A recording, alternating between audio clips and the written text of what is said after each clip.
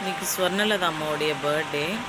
அவங்க இந்த உலகத்தை விட்டு பிரிஞ்சாலும் அவங்களுடைய இனிமையான குரலால் இன்னும் அவங்க வாழ்ந்துட்டு தான் இருக்காங்க. அதனால் அவங்களுடைய சாங் ஒன்று எடுத்து பாடுறேன், பிடிச்சிருந்தா லைக் பண்ணுங்கள்.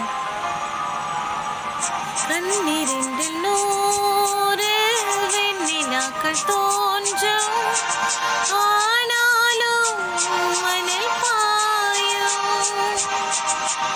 நாடி எங்கும் மீதோ நாத வெள்ளமோடும், ஆனாலும் என்னதாகும்,